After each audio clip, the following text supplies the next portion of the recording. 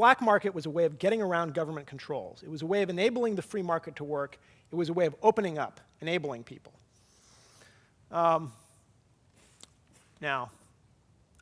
I'll confess that quoting Milton Friedman in this way, in this context, is a little bit cheeky, but Uncle Milty is making a very important point for us, which is that deviant globalization is not necessarily all bad news. If you like entrepreneurship, if you like innovation, then you've got to love deviant globalization. The guys who organize the markets of deviant globalization are, in many cases, brilliant innovators. They're constantly building new businesses. They know how to thrive amid the chaos of contemporary capitalism. All the cliches you read about radical innovation, disruptive innovation, apply in spades to deviant enterprises. Second, and just as importantly, deviant globalization represents an extremely significant flow of money and resources from the global north to the global south. There's a large amount of resources that come this way, almost certainly several orders of magnitude bigger than the foreign aid that flows from the global north to the global south. Almost certainly an order of magnitude bigger than the remittances that flow from the global north to the global south. This is a major way of bringing wealth from the global north to the global south. What this suggests, what these two ideas suggest, is that in a peculiar way, deviant globalization is enabling precisely the sorts of grassroots empowerment and non-dependency that dependency theorists and World Bank types have been calling for the last 60 years in development. Let me give you another example to kind of frame this for you. There was an article in the Atlantic Monthly that appeared in December by Phil Caputo, where he noted that the Mexican narcotics industry currently directly employs 400,000 people. Directly employs 400,000 people. That's more than the finance industry. That's more than the oil industry. That's more, in fact, than every single industry except for tourism and agriculture. This is a major, major part of the Mexican economy. My colleague Jesse Goldhammer, who's the co-editor of the book, was in Mexico a couple years ago. He was in a small village in Oaxaca, and he noticed that everybody in this village had a brand new house, a color TV, and a satellite dish. He was a little bit surprised by this. These seemed to be poor peasants who were just, farming corn and whatnot. And he started asking some questions about where all this stuff came from, and he at first got a lot of cold stares, not a lot of answers, then some hemming and hawing about remittances, and finally he was told to shut up and stop asking questions. This is a way that people can get rich, or at least stop being as poor as they were before.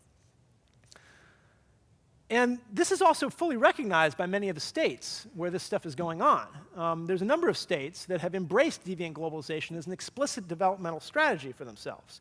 Probably the most obvious and conspicuous example is the way that sex tourism is actively encouraged by a number of states in Southeast Asia, and there's sort of a demonstration effect there. Thailand basically became a global entrepot for sex in the 1960s when it basically offered to be the host for American soldiers on rest and recreation from the Vietnam War. It was R&R, or what was also known as I&I, intercourse and intoxication. This absolutely helped jumpstart the Thai economy. A lot of money came in. I mean, obviously, a lot of it was related to military procurement and spending in other ways from the U.S., but it was a very significant source of revenue, and many countries that are neighboring Thailand are today emulating that exact same pattern, whether it's Cambodia or the Philippines. These guys see themselves very much as a way, encouraging or at least tacitly putting up with sex tourism as a way to jumpstart economic development. And in some ways, this is not that different in kind from the way many third world countries, almost all third world countries, are perfectly happy to accept a polluting factory as a way of attracting investment and jumpstarting growth. Just the same way, it's basically a question of whether you want to accept physical pollution or a kind of social and moral pollution in order to jumpstart your growth. So beyond the states in question, deviant globalization also represents the personal enrichment strategy for those who participate in the trade. Now, I don't want to say that coercion is not part of the equation. In many cases, it certainly is. But in the majority of cases, people who sell their organs or become drug mules or decide to have sex with filthy middle-aged foreigners aren't doing it because they're forced, but are doing it because it's the fastest, best, or easiest way to make $1, and it's better than staying back in the village. So from that perspective, deviant globalization can be seen as a kind of survival strategies of the weak. And to say this, again, is not to deny the awfulness of the exploitation and the oppressiveness that, in many cases, deviant globalization represents for the line workers within deviant enterprises, but it's simply to recognize that with rare exceptions, most of the participants, child prostitutes aside, have some degree of agency in this.